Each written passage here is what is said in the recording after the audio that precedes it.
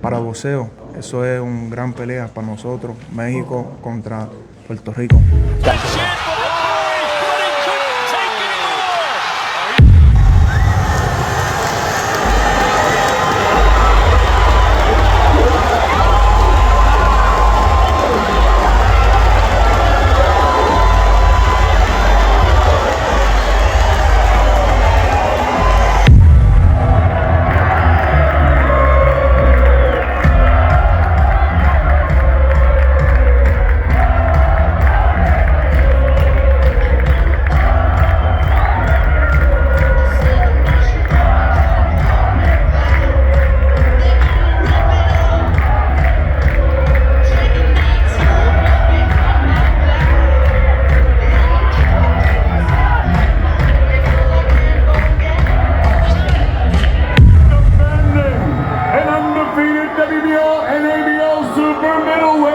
Champion Edgar, the chosen one, Berlanga.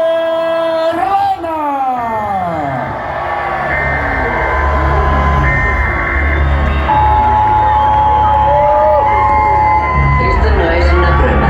Este es un sistema de emisión de emergencia anunciando el inicio de la purga anual autorizado por las urgencias. No estarán disponibles hasta mañana por la mañana a las 7 en punto, cuando concluya la purga.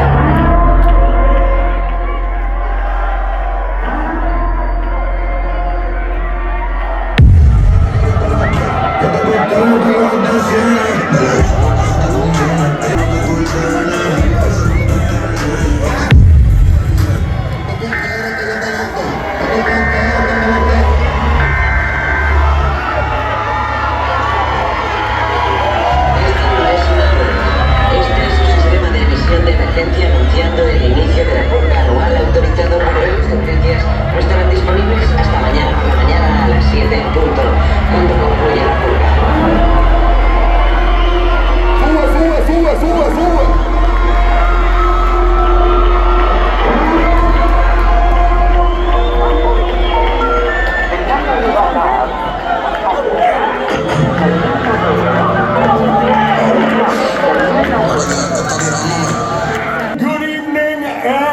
Welcome to a sold-out Caribe Royale here in beautiful Orlando, Florida, USA. We are live on the zone for the main event of the evening.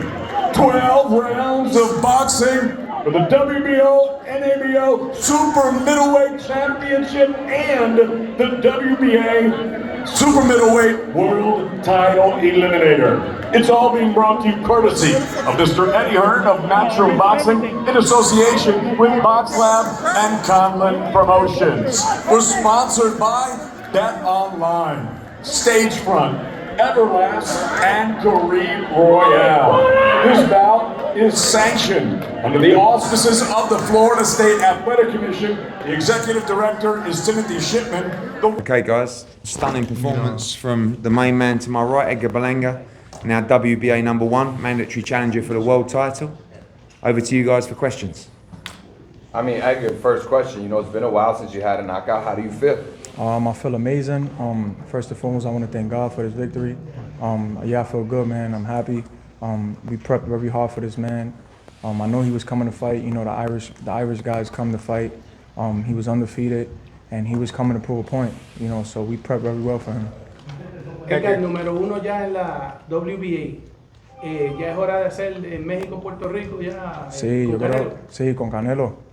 Vamos a ver si puede pelear con él en mayo, si no en septiembre, pero eso pelea con Canelo, yo quiero, eso es grande para boxeo, ¿me entiendes?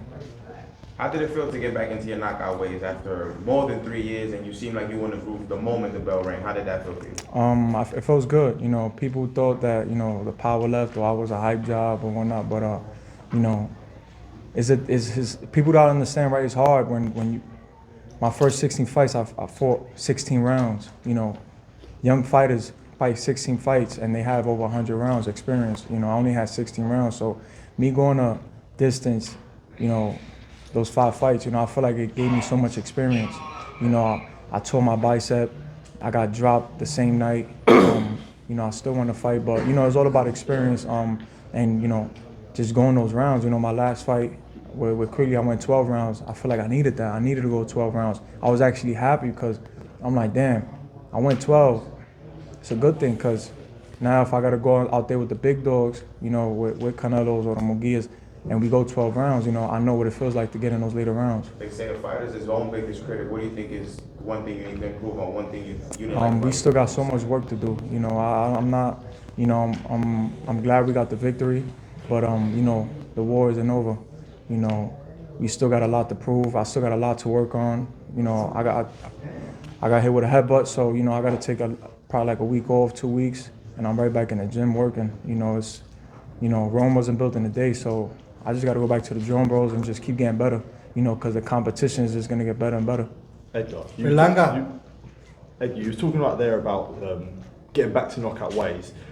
Is it? What do you feel like that was a weight off your shoulders? Is it a relief that you got that knockout? The sort of the decisions have sort of dried up now in a sense, and now you are back to knockout ways. Is it more of a relief? Would you say? I mean, I don't listen, man. Like I didn't go in there trying to knock him out. You know, it just came. You know, I knew if I put my punches together, I knew in the later rounds I'd take him out. I believe in myself. I believe in my team, and I believe in, you know, my skill and my will. Knockouts will come, you know, but at this level, man, it's about setting it up now. You know, I got to be a lot more smarter. You know, I feel like the first 16 fights, like I said before, it didn't give me that much experience. And now that I went those rounds, you know, now I'm growing as a fighter. You know, I moved out New York City.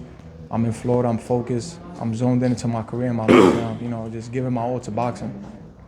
Can you talk about Padraig McCrory? What do you think about his performance and his ability to stand up to some of your power to the early rounds? Yeah, they didn't know I was gonna have fast feet like that, but I always had that. You know, they thought I was gonna have cement feet like the Quigley fight, so he thought he was just gonna tee off on me and land big shots. His coach told me that as soon as the fight was over, he said, "You don't fight nothing like you was fighting before, man. Like your legs, your movement, your jab, everything was just on point. You know, you fought totally different. That was the game plan, and that's just how I fight, bro. It's just we you know, Mark grabbed us, but grabbed me after almost 5 years not being with him, and he had to break a lot of bad habits I was doing. You know, Mark always taught me to hide the power. You know, that's how I was knocking guys out so easy in the beginning of my career. You know, it was just flowing, just letting my punches flow, letting everything just come. You know, I see a shot, he's out. Next. So that's how we train. You know, we never went in there, you gotta knock this guy out. Nah, we went in there, use the jab, use your feet, use your feints. You know, be smooth and it'll come. El plan de pelea fue desde el principio, ¿te preparaste para dar un knockout desde temprano o qué querías realmente tú hacer en esta pelea? ¿Lo que sucedió hoy fue lo que querías hacer o qué? No, para esta pelea, ¿me entiendes?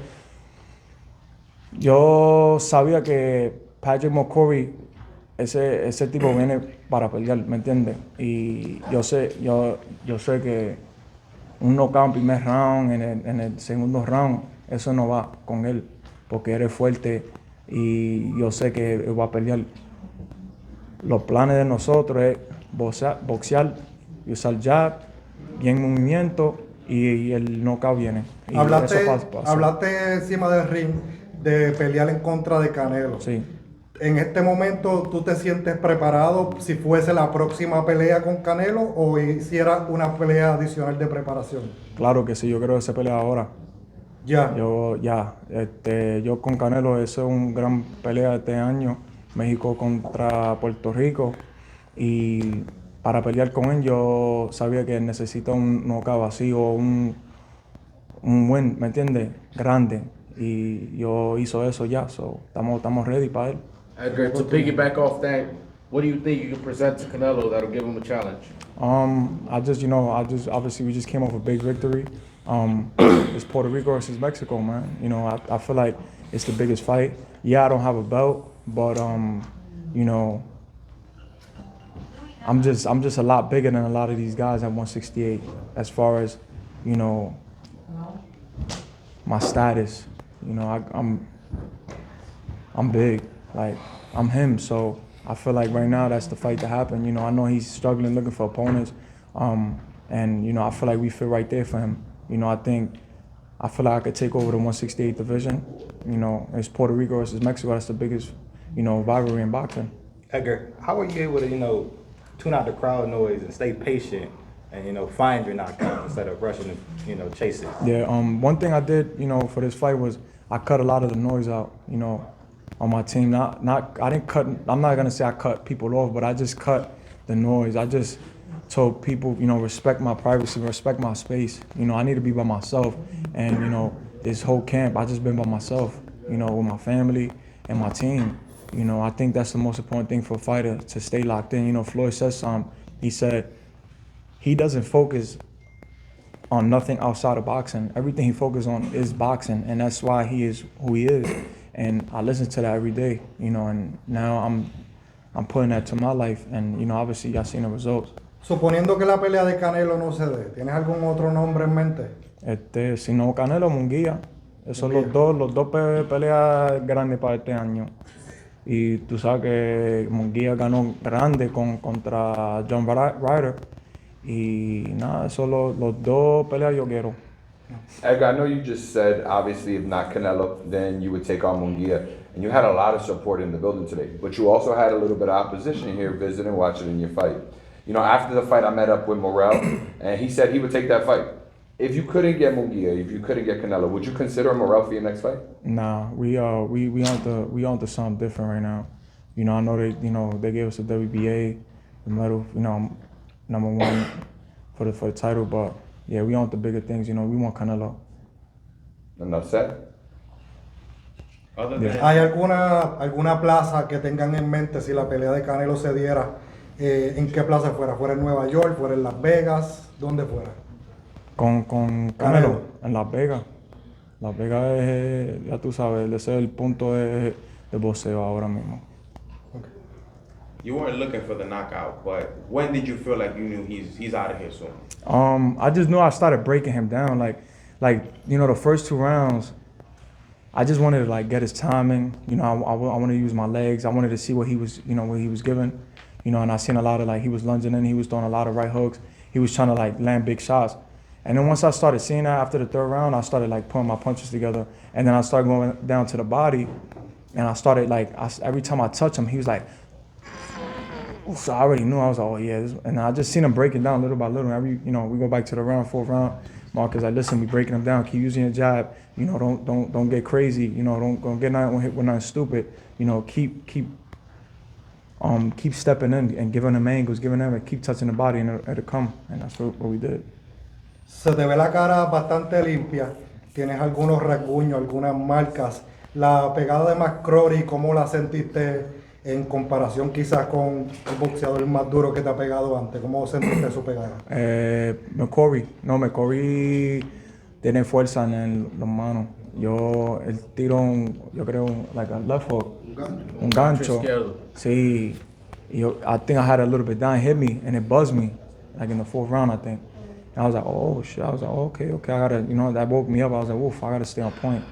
I interviewed his coach right before the fight, and he told me that he said he got his hands back together. Last 3 fights, he said he didn't have them. He's fully recovered. So to piggyback off that, I was gonna ask you the same thing. You felt he had power on both hands? Nah, I didn't. The right hand, I didn't let him hit me with that, cause I knew that was his money shot. But and his left foot, I got lazy. I had my left hand a little bit down, I believe, and he hit me on top of the head. But I could take a punch. You know what I'm saying? I just obviously I'm a fighter. It's boxing. You're gonna get hit. It's just how you respond, and I felt it. You know what I'm saying? But I shook it off and I kept it moved forward. McCrory era un peleador invicto. ¿Cómo te hizo sentir ganarle a alguien que tenía un récord prácticamente idéntico al tuyo? Sí. Y lo noqueaste? ¿Cómo te sintió eso? Me siento feliz porque él invicto, y yo sé que él tiene el sangre de Irish, ¿me entiendes? Y eso es diferente, eso es como los puertorriqueños, como los mexicanos, que los Irish te gusta pelear y tiene... Apoyan su cultura. Sí, y tiene un gran corazón, so I knew that he was going to come to fight. I'm just happy, estoy feliz que ganó bien y por knockout. Thanks, guys. Thanks for all your support. Thank you very much.